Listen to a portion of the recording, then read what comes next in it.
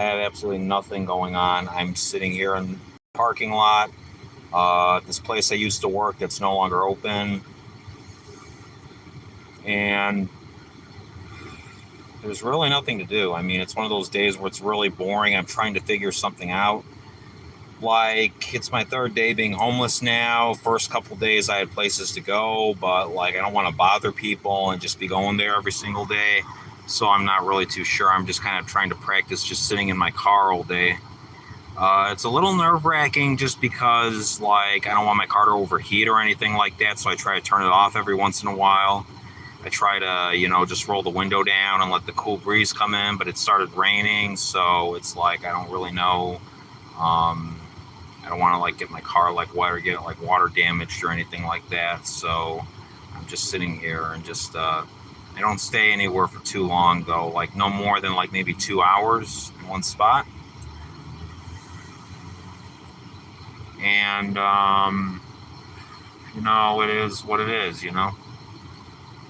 Just it is what it is. So I just stay here and I just sped through here real quick. Like, I was thinking about donating plasma, maybe. I might donate plasma. But there's this clinic actually nearby, and they're super picky about who they take. Like, if you've ever so much as smoked a cigarette, they will not take you. They do not want you.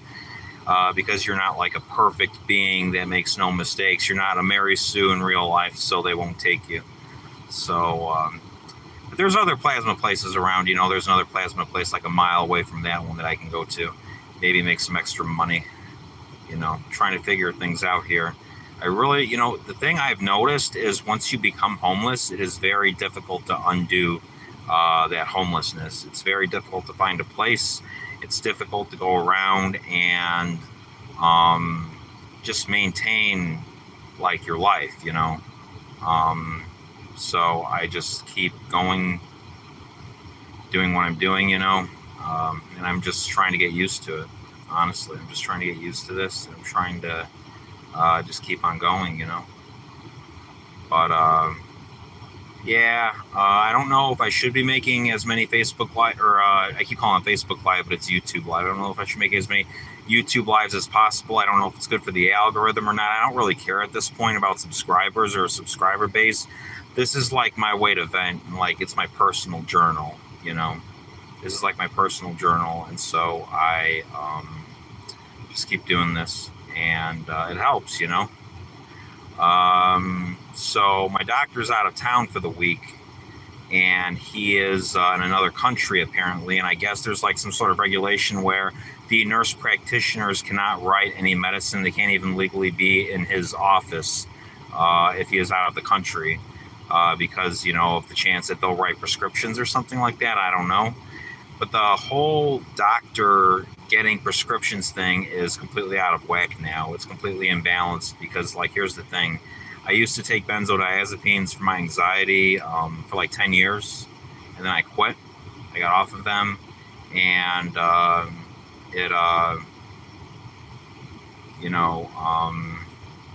just made somebody just, okay. I'm just trying to like be aware of my surroundings and see what's going on around me. So,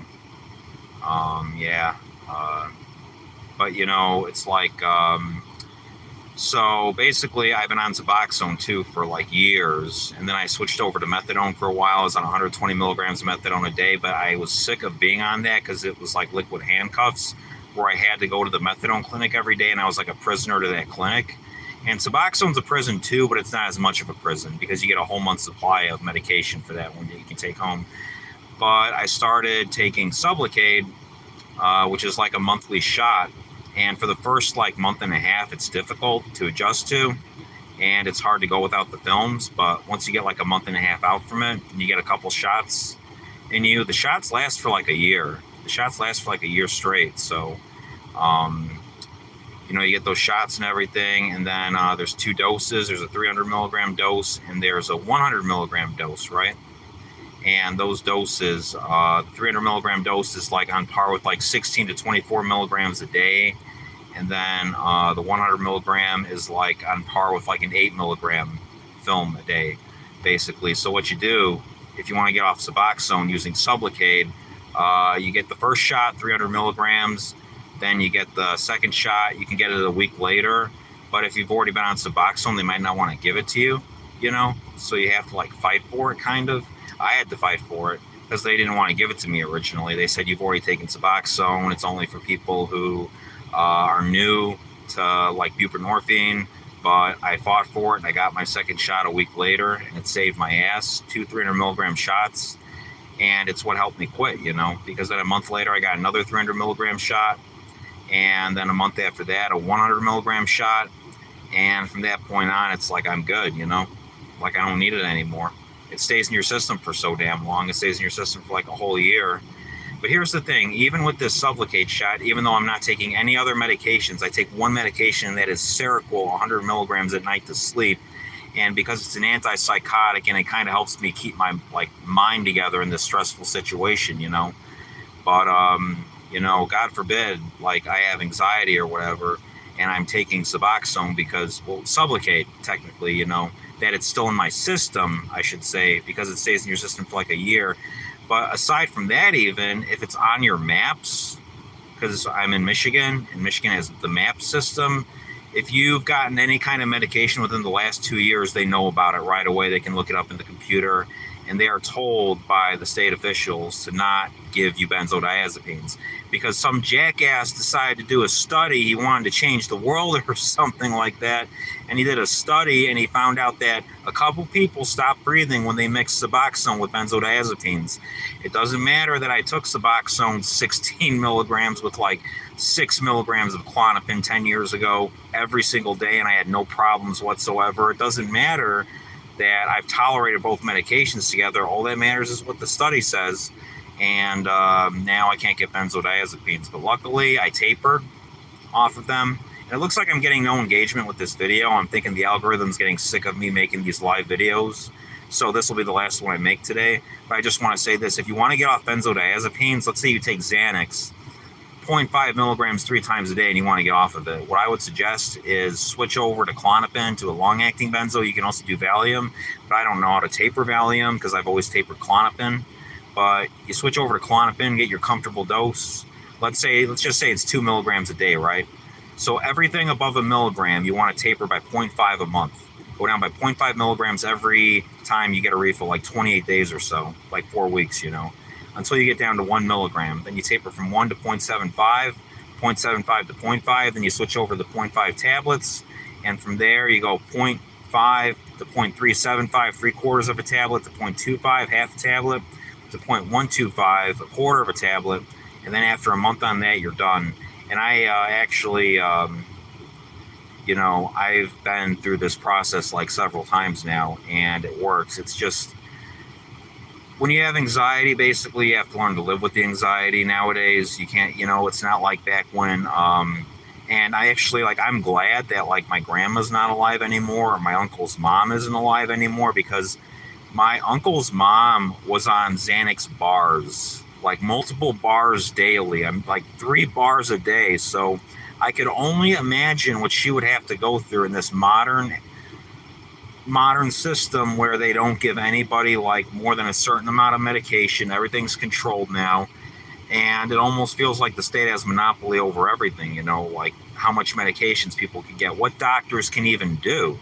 I've had doctors tell me if they prescribe too much, they get letters from the state saying, you know, what are you doing? You got to stop. And they're afraid they're going to get their licenses taken away. So it's not the doctor's fault that they're not writing these medications. It's state policy that's causing it.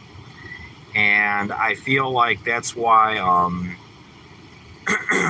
you know, between that and between people struggling with like bills and living paycheck to paycheck because everything's so expensive now, I feel that that's what the biggest problem is with people going crazy in our society, you know.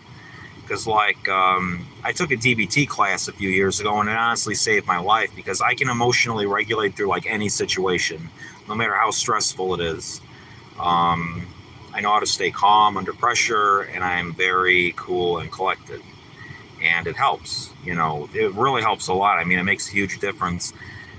I pray for you if you're going through some kind of benzo withdrawal or some kind of like other drug withdrawal, because it's not an easy thing, and I have to check my engine every like 5 minutes because I'm afraid it's going to overheat again. Even though the fan I got is brand new, and the guy said if anything happens to it within the next 3 months, I can just bring it in because it's under warranty. But still, it's like when it happens to you once, it's kind of scary that it might happen again, right? But yeah, I've been making this video for 10 minutes now. There's no engagement whatsoever. I think the algorithm's sick of me at this point. So I'm just going to stop for today, and I'll just leave it at that. And I'll see you guys tomorrow on day 4 of living in my car. Till then, I'll see you later. You have a great day. I'll say a prayer for you. You say a prayer for me. Bye-bye.